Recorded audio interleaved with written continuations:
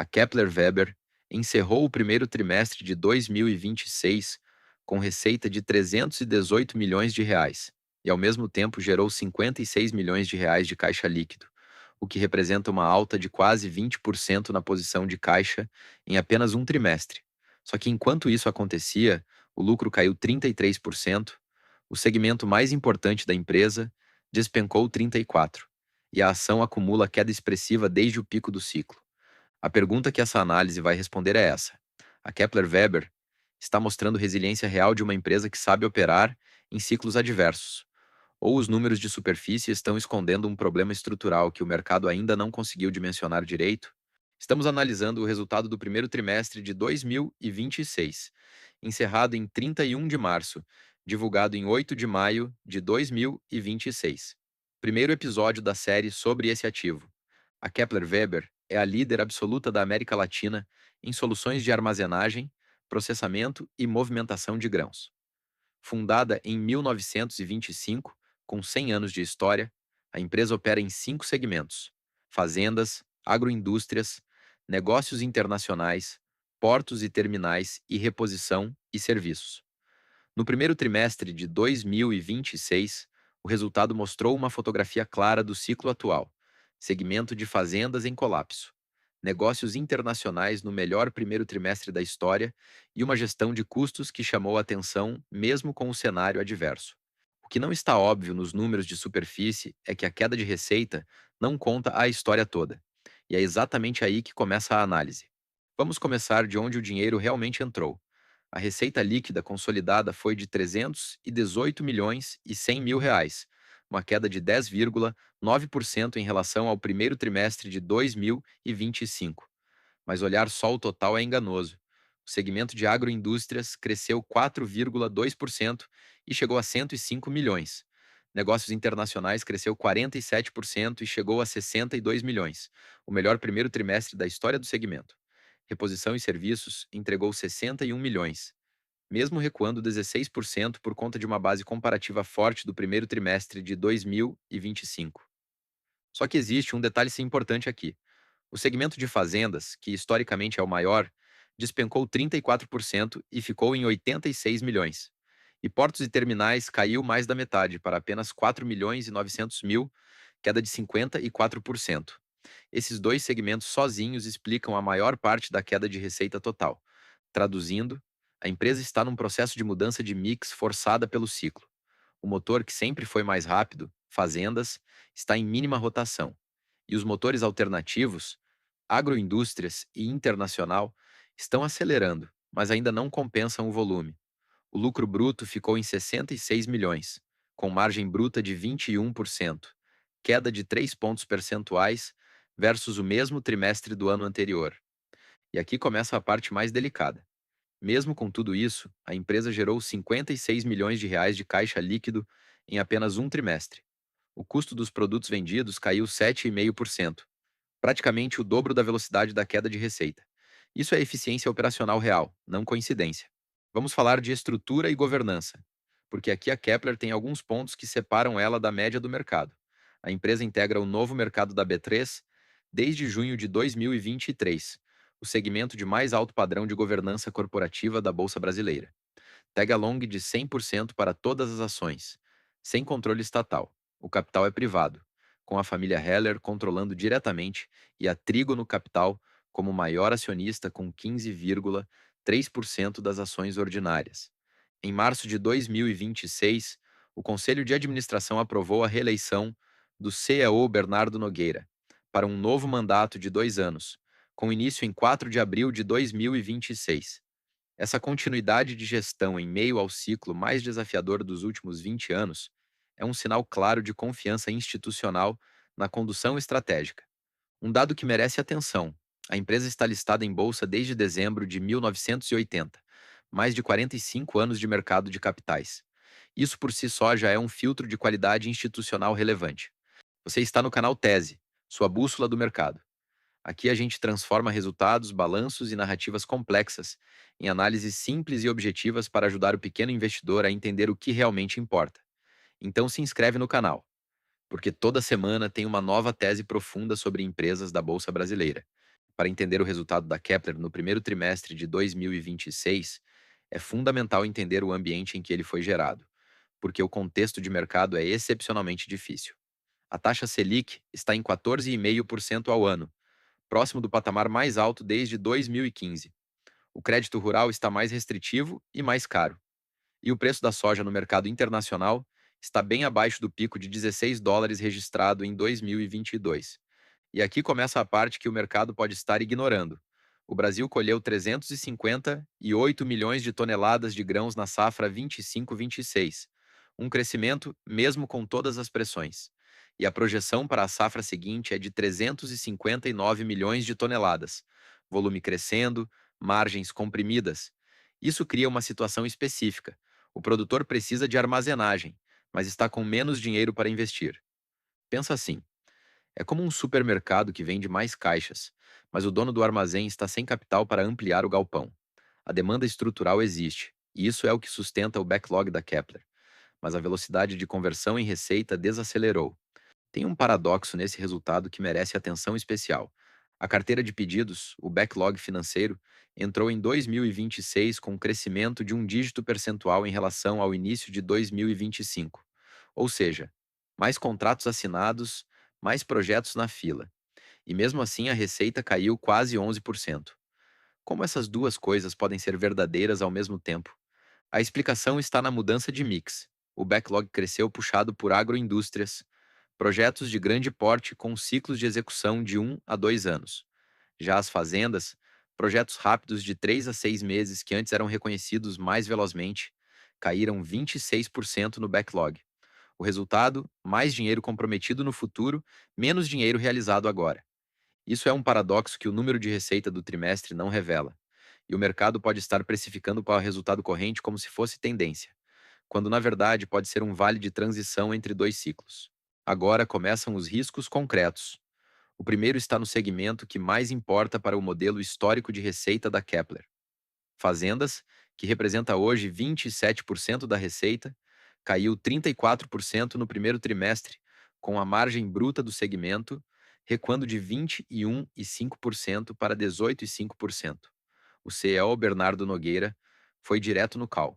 A expectativa é que fazendas continue com performance abaixo de 25% negativos durante todo o ano de 2026. Não é uma queda pontual. O segundo sinal de alerta está em portos e terminais. A receita do segmento foi de apenas 4 milhões e 900 mil reais, queda de 54%. A margem bruta despencou de 31% para menos de 6%. Isso tem explicação estrutural. O segmento é binário por natureza, com poucos projetos de grande porte por ano. Mas no primeiro semestre de 2026, não há sinal de melhora, segundo o próprio CEO no call. E existe um terceiro ponto que requer atenção: reposição e serviços, que deveria ser a linha mais estável, caiu 16%.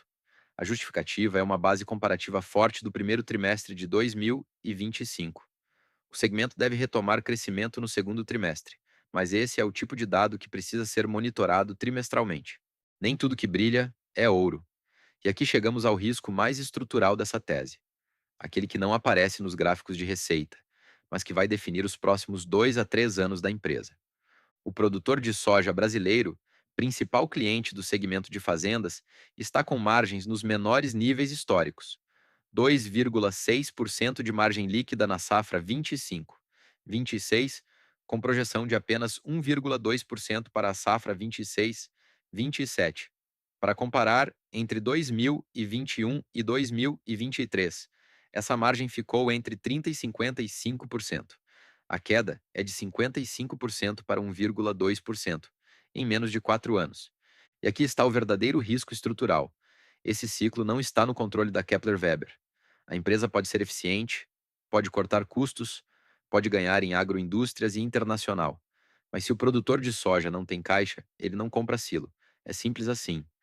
O que agrava o cenário é a taxa Selic em 14,5% ao ano, crédito caro, margens comprimidas e preço de commodities pressionado. O CEO chamou isso no call de a tempestade perfeita invertida, o oposto exato do que aconteceu em 2021 e 2022. Naquela época, a Kepler tinha backlog de 250 dias, Hoje tem backlog robusto, mas com execução mais lenta. O risco estrutural, portanto, é que esse ciclo se prolongue mais do que o consenso espera. Se a soja não se recuperar no segundo semestre de 2026 e a pressão real de adubos e fertilizantes por conta de tensões geopolíticas, o segmento de fazendas pode continuar sangrado por mais tempo. Então, na pior das hipóteses, temos uma empresa com segmento principal em queda de 2 dígitos por pelo menos mais 3 trimestres, margem do produtor no piso histórico, juros altos sem perspectiva de queda rápida e uma fusão que fracassou em março e gerou volatilidade nas ações. Esse é um cenário onde o lucro continua comprimindo, o mercado segue desconfiando e a ação pode demorar anos para recuperar os patamares de 2022. Mas vamos com os fatos. A empresa tem caixa líquido positivo de 56 milhões agora mesmo. A inadimplência está em 1%, contra uma média do agronegócio de 7 a 8%. O custo dos produtos vendidos caiu no dobro da velocidade da receita. Ela completou 10 anos de Lean Manufacturing e internalizou operações, cortando terceirizações extraordinárias em 83%. Isso não é sorte, é estrutura operacional.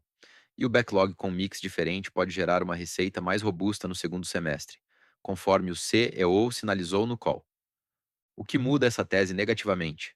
Se o ciclo de soja se prolongar para 2027 sem recuperação, se os projetos de agroindústrias demorarem mais para ser executados do que o projetado, e se a compressão de margem bruta continuar em todos os segmentos simultaneamente. Três condições juntas, baixa probabilidade, mas não zero. Então, o que a análise revela de concreto? A Kepler-Weber está num ciclo adverso que ela não controla, mas está respondendo com as ferramentas que estão ao alcance. O segmento de negócios internacionais cresceu 47% e entregou o melhor primeiro trimestre da história. A Procer, subsidiária de conectividade adquirida em 2023, alcançou mais de 2.800 unidades conectadas, alta de 41%. O retorno sobre capital investido nos últimos 12 meses ficou em 21,4%, muito acima do custo de capital, segundo o próprio CFO no call. O exercício prático para quem analisa esse ativo é simples. Acompanhe os dois indicadores que vão definir os próximos trimestres. Primeiro, o segmento de fazendas. Ele vai continuar sangrando na velocidade atual ou começa a suavizar? Segundo, o segmento de agroindústrias vai romper os 2 dígitos de crescimento prometidos pelo CEO para o segundo trimestre? Se ambos melhorarem, a tese se confirma. Se ambos desapontarem, o ciclo é mais longo do que o projetado. Hora do veredito. Como sempre, duas perspectivas. E elas não chegam ao mesmo lugar. Olhando pelo lado mais otimista. Minha nota para a Kepler-Weber nesse trimestre é 7 de 10. A empresa entregou o que podia dentro de um cenário macro que ninguém controla. A geração de caixa foi excepcional para um trimestre fraco de sazonalidade. A diversificação está funcionando. Internacional e agroindústrias, crescendo enquanto fazendas cai. O ROIC permanece alto. O Lean completa 10 anos e está gerando eficiência real. A tese de longo prazo, déficit de armazenagem brasileiro de 63% da capacidade estática, segue intacta. A classificação que faço é acumulação em estresse. Esse é o tipo de ativo que, em ciclos de baixa como esse, tende a ser ignorado e que tende a surpreender quando o ciclo vira. Mas existe o outro lado da análise. Minha nota é 5,5 de 10. Não porque a empresa seja ruim, ela claramente não é, mas porque o ciclo desfavorável pode durar mais do que o consenso projeta. A margem do produtor de soja em 1,2% é o pior nível da série histórica. A taxa Selic está em 14,5%. O segmento mais importante vai continuar caindo por pelo menos mais 3 trimestres. E o P sobre ele de 8,5%, que parece barato, está calculado sobre um resultado que pode continuar comprimindo. Classifico como papel de carrego tático. Quem já tem posição, mantém. Quem está fora, espera um sinal mais claro de virada do ciclo antes de entrar. O ponto de convergência entre os dois é esse. A empresa tem fundamentos sólidos e está bem preparada para o momento que vier depois desse ciclo. O que diverge é o prazo, e o prazo do ciclo de commodities não está nos balanços. Está no campo. Checklist final. 10 perguntas, escala de 0 a 20 pontos. Começando pela pergunta 1. O setor de armazenagem de grãos é perene? Com certeza. 100 anos de história da empresa confirmam. 2 pontos. Pergunta 2. A Kepler é líder ou top 3 do setor? É a líder absoluta da América Latina. Dois pontos. Pergunta 3. Tag along igual ou maior que 80%. Tag along de 100% para todas as ações no novo mercado. Dois pontos. Pergunta 4. O Estado é controlador? Não. Capital privado, família Heller no controle e Trigo no capital como maior acionista. Dois pontos. Pergunta 5. Histórico de diluição? A empresa tem ações em tesouraria de 3,5%, sem diluição recente. Dois pontos. Pergunta 6. Insiders comprando? A família Heller manteve posição estável, sem evidência de compra relevante no período. Um ponto. Pergunta 7. A tese é simples de explicar em 2 minutos? Déficit de armazenagem, diversificação de segmentos, eficiência operacional. Sim. Dois pontos. Pergunta 8. Liquidez média acima de R$ 1 milhão por dia? 7,8 milhões por dia. Dois pontos com folga. Pergunta 9. Mais de 10 anos de bolsa? Listada desde 1980. Dois pontos. Pergunta 10. Dividendos consistentes nos últimos 5 anos? Payout de 92,8% em 2025, com distribuição em todos os anos do período. Dois pontos. Total: 19 de 20 pontos. Classificação: muito sólido. Nota máxima reduzida apenas pela ausência de evidência explícita de compra de insiders no período analisado, o que não é um problema, apenas a ausência de um ponto positivo adicional. O campo, não os balanços, é quem vai ditar o próximo capítulo da Kepler, uma empresa com 100 anos de história, liderança consolidada e estrutura operacional comprovada, mas num ciclo que depende de variáveis que ela não controla. O próximo resultado vai responder se o segmento de agroindústrias realmente rompeu os 2 dígitos de crescimento como o CEO prometeu no call, e se o ciclo de soja deu qualquer sinal de virada no campo. Todo o conteúdo discutido aqui tem caráter estritamente educacional e se baseia exclusivamente em dados públicos disponibilizados pela CVM e pelas próprias companhias. Nenhuma métrica, múltiplo ou análise apresentada constitui recomendação de compra ou venda de qualquer ativo. A calibragem de risco e a decisão de alocação são atribuição fiduciária e intransferível de cada investidor. O mercado é sempre soberano. Se você quer receber a próxima análise assim que sair, se inscreve no canal e ativa o sininho. O link está na descrição. A comunidade Tese cresce com quem estuda de verdade. Até a próxima análise.